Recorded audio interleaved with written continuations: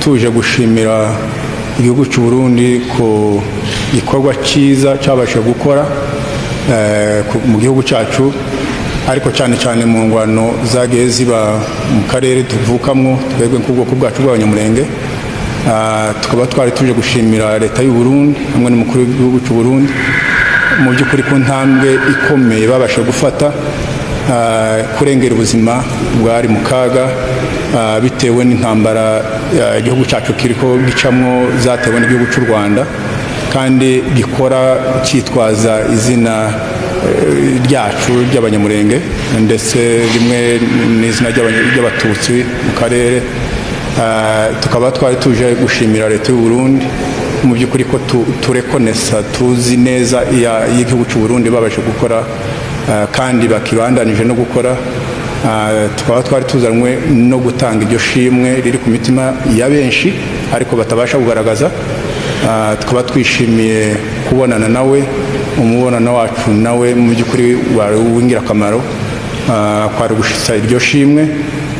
Ikindi no gusaba ko n'ubundi babasha kumza gutwerera amahoro mu karere tuvukamo. Tukaba twishimiye kubonana nawe, icyo nicyo cyari kituzanye kugira ngo tubashe kumugaragariza ibiri ku mitima yacu, ibiri ku mitima cyane cyane y'abanyamurenge, baba bari hano mu gihugu cyangwa se muri iki gihugu cy'u Burundi, abari mu gihugu cya Kongo, naho duherereye natwe mu gihugu cya Amerika n'ahandi hose hatandukanye.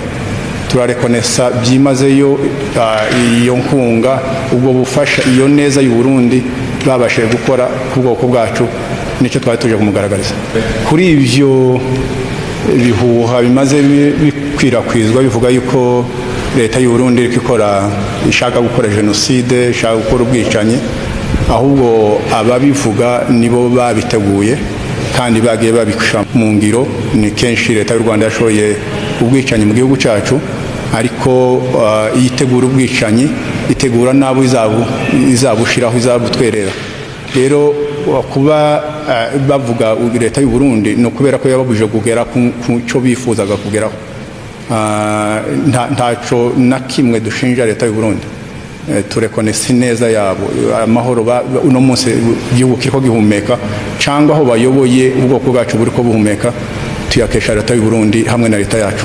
Rero ubwo bwicanyi ntabwo tuzi buvugwa yuko niho tuvuka, kandi ntitwovugirwa n'u Rwanda yuko u Rwanda sibo ruzi ibiberi wacu kurutaho tuvuka twebwe.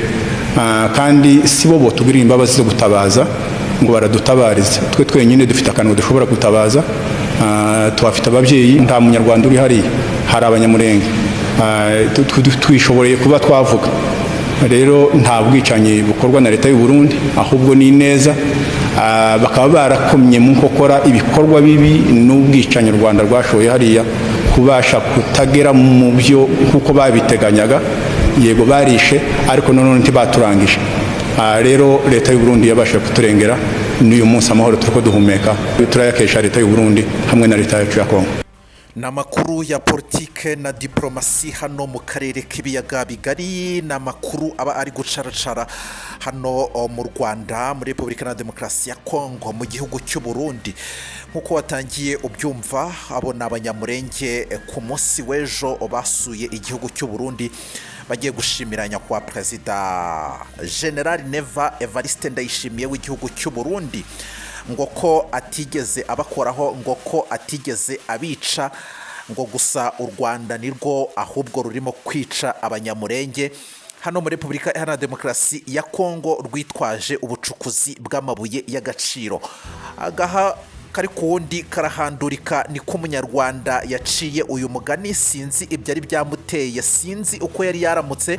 Ni mu gihe Minisita w'Ububanyi n'Amahanga n'Ubutwererane w'igihugu cy'u Rwanda, Ambasaderi Olivier Nduhungirehe, mu gusubiza abanyamurenge agize ati, ese niba muvuga ibyo ngibyo muri aho ngaho mu gihugu cy'u Burundi, mukaba mwarishyuwe n'amahanga, mukaba mwarishyuwe kugira ngo muze kuvuga ayo magambo aho ngaho imbere ya Perezida Evariste Ndayishimiye, cyangwa se imbere ya kamera, mubwira isi yose ko abanyamurenge nta kibazo bafite, mugere hariya Minembwe muri grupoma ya Fizi, murebe ibiri kuhabera, murebe ibyo abarundi cyangwa se igisirikari cyangwa se igisoda cy'uburundi kiri gukorera abanyamurenge cyangwa se abarwanyi ba FARDC, abo bose barwana ku ruhande rwa Repubulika ya Demokarasi ya Kongo, mugende murebe ukuntu bari kwica, bari gukata amajosi abanyamurenge hano muri ibyo bice twamaze kuba tuvuga muri Repubulika ya Demokarasi ya Kongo. Hanyuma nimumara kubona ibiri kuhabera, muze muvuge ayo magambo mwagiye kuvugira hano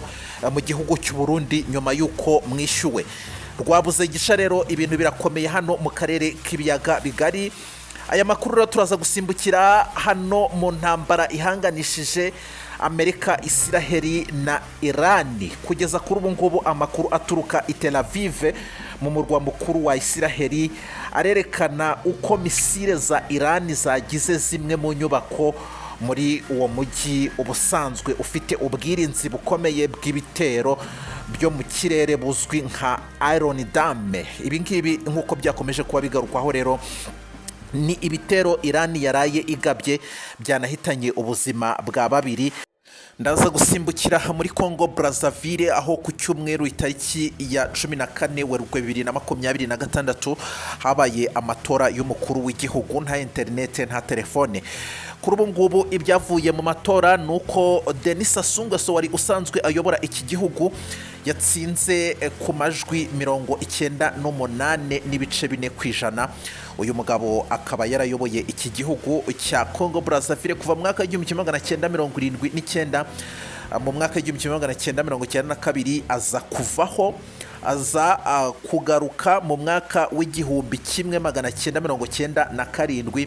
Hanyuma 2016 aza kongera gutorwa.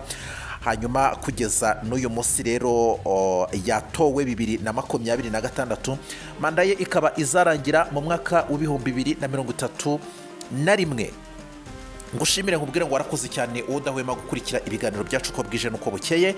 Hanyuma rero ngusaba gukora subscribe, share na comment kugira tujye gukomeza kubana. Hanyuma ngusabe kujya muri section ya comment utanga igitekerezo cyawe kugira ngo tujye dukomeza kubana umunsi ku munsi uko bwije nuko bukeye, mu makuru ya politike na diplomasi hano mu karere k'ibiyaga bigari, mu makuru ya siporo, mu makuru y'imyidagaduro, naho tugira gucya tukareba iba bigenda biri kuhavugirwa. Ariko muri aka kanya twaje mu gisata cya politike. Ntatinze rero, reka duhite duhera hano muri iyi ntambara ihanganishije Amerika, Israël ndetse na Iran. Kuri uyu munsi w'itariki ya 18 Werurwe 2026, amakuru aturuka i Tel Aviv mu murwa mukuru wa Israël arerekana uko misile za Iran zagize zimwe mu nyubako muri uwo mujyi ubusanzwe ufite ubwirinzi bukomeye bw'ibitero byo mu kirere buzwi nka Iron Dome. Abantu babiri bapfuye kubera ibi bitero nk'uko abategetsi muri icyo gihugu babitangaje, mu gihe bavuga ko nyinshi muri za misile zarashwe na Iran zashwanyagurijwe mu kirere. Izi ni cluster warheads, ni intwaro zirekura twa bombe dutoya dushobora kugera mu magana tukanyanyagira ahantu henshi cyane cyane mu kirere mbere yo guturika. Hanyuma ngo tuba dufite ubukana. Ubu bukana rero bugasenya ikindi bukica nk'uko byatangajwe. Utwo tubombe nitwo twifashishijwe na Iran mu guhorera urupfu rwa ALi Larijani. Uyu akaba yari umukuru w'umutekano mu gihugu cya Iran, umwe mu bategetsi bakuru muri Iran wari ukomeye cyane. Abasesenguzi mu by'intambara baravuga ko iyi ntambara, urupfu rw'uyu mugabo Larijani rugiye gutuma iyi ntambara ifata indi ntera cyangwa se ikazanatinda nk'uko byari biteganyijwe. Ibi ngibi byaba biri kwerekeza hehe? Byaba biri kwerekeza ku ntambara ya gatatu y'isi nk'uko abasesenguzi mu by'intambara ku isi bakomeje kugenda babigarukaho. Ibihugu birimo Qatar, Leta Zunze Ubumwe z'Abarabu, Kuwait, Bahrain, Arabia Saudite, Dubai nabyo byaramutse bisukwaho umuriro na Iran nk'uko byatangajwe kuri tariki ya 18 Werurwe 2026.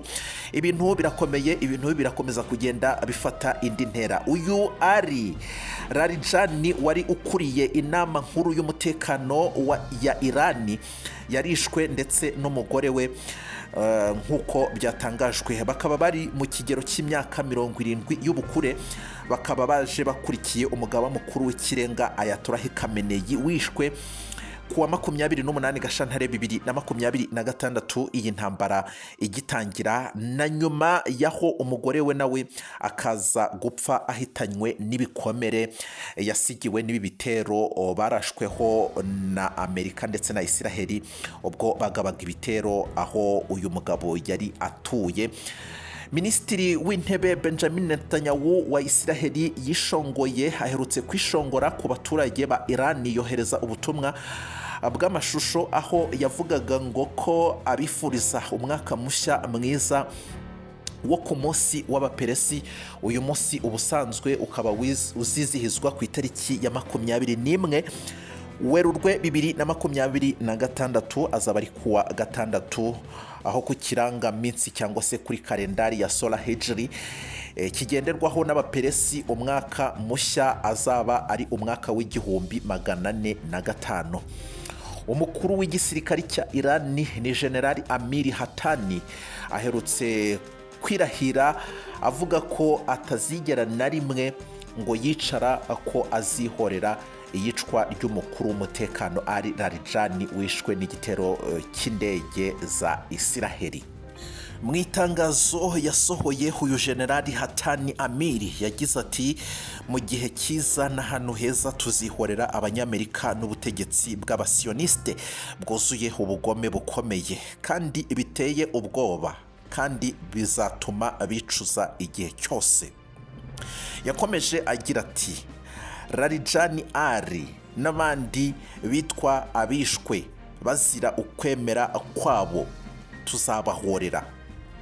Revolutionary Guard ni igisirikari kidasanzwe cya Iran giherutse gutangaza ko gitandukanye n'igisirikari gisanzwe. Cyavuze ko cyamaze kurasa misile zerekeza hagati muri Israël nk'uko kwihorera ku rupfu rwa Larijani Ali wishwe na Israël nk'uko tubikesha ikinyamakuru AFP. Muri Repubulika Iharanira Demokarasi ya Kongo, muri Kongo Brazzaville, nakubwiye ko uyu nguyu yitwa Igisasu yaje kuba atsinda amatora ku majwi 98.4%. Uyu mugabo rero akaba aherutse kuba atorwa nyuma y'uko nta interinete nta telefone yagombaga kuba iri hafi aho ngaho. Ni umugabo w'imyaka 82, akaba atorewe manda ye ya gatanu igomba kuzageza mu mwaka w'2031. Uyu mugabo akaba amaze imyaka irenga 4 ku butegetsi. Uyu mugabo rero akaba agiye kuyobora iki gihugu, akazaba afite imyaka 87 muri cyo gihe cyo mu mwaka w'2031. Akaba rero yatowe n'abaturage 2.5 miliyoni mu gihe byari biteganyijwe ko abaturage bagomba kwitabira aya matora ari 5 miliyoni batuye iki gihugu kiri munsi y'ubutayu bwa Sahara gicukura peteroli ku rwego rwo hejuru hano mu karere k'ibiyaga bigari. N'amatora yabaye ku itariki 14 Werurwe 2026 nk'uko byatangajwe. Kugeza kuri ubu ngubu rero Kongo Brazzaville ni igihugu cya gatatu mu gucukura peteroli muri Afurika yo munsi y'ubutayu bwa Sahara, kandi kikaba kinatunganya liquefied natural gas ku rwego rwo hejuru, nicyo cya mbere nk'uko byatangajwe. Uyu mugabo rero yaba ari mu nyungu mu gihe abo bari bahanganye abatarahunze barafunzwe nk'uko byatangajwe. Ikindi nari nakubwiye ko kugeza kuri ubu ngubu ku munsi w'ejo w'itariki 17 Werurwe 2026 abanyamurenge bayobowe n'uyu Charles Nteze niwe perezida wa BGA Banyamurenge. Ubwo ni groupe yabo BGA Banyamurenge basuye perezida Evariste Ndayishimiye, hanyuma nawe abakira mu biro bye hariya mu ntare rushatsi hariya i Burundi bagirana ibiganiro. Mu ijambo rero uyu Charles Nteze perezida wa BGA yagejeje ku bari babakurikiye ku isi hose muri rusange cyangwa se n'abandi banyamurenge bifatanyije, yavuze ko ngo nta kibazo bafitanye n'igihugu cy'u Burundi, mu gihe u Rwanda rwo rukomeza kuvuga ngo igihugu cy'Uburundi kiri kwica abanyamurenge. Ati rwose turatangaza ko twebwe nta kibazo dufitanye n'igihugu cy'Uburundi, ahubwo abo ngabo batangaza ibyo ngibyo nibo bari kwica abanyamurenge. Nk'uko Patrick Muyaya amaze iminsi ari kubitangaza ati mwebwe muraza mukavuga ngo muri guhiga FDLR hano mu burasirazuba bwa Repubulika ya Demokarasi ya Kongo. Iyo FDLR muhora muhiga kuva mu mwaka w'1994 nyuma y'ubutegetsi bwa Perezida Juvenal Habyarimana amaze kwicwa, iyo FDLR ntabwo ishira. Ese